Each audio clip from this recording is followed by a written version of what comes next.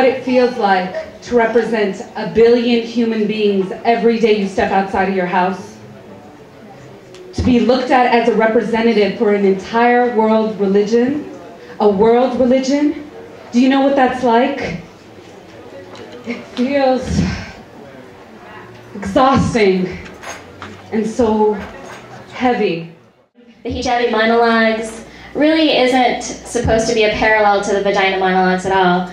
But if there is to be any connection made, we would say that the Hijabi Monologues are the inverse of Eve Ensler's very famous project.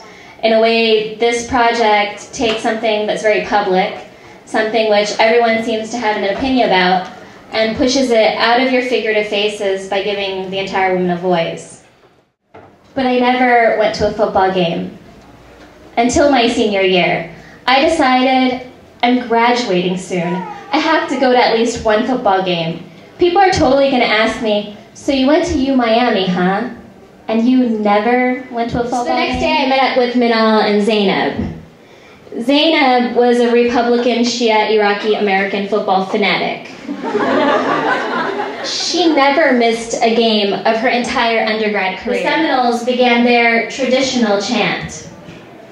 Oh, oh, oh, oh.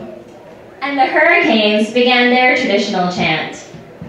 F you Seminoles, Seminoles, F you. I paused again to take everything in, and I thought, what an interesting cultural phenomenon. We were losing, and it was already halftime, and the sun was clearly setting.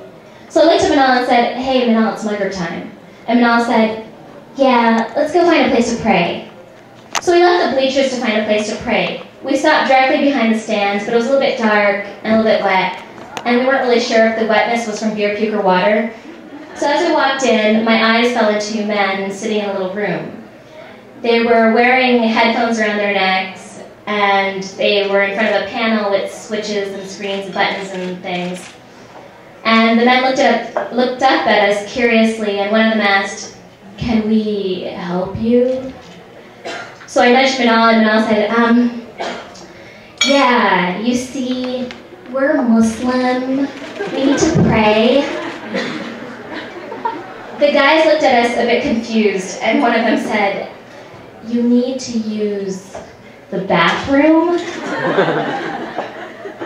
So Minal and I looked at each other a little bit confused, and Minal again said, no, you see, we're Muslim. We need to pray.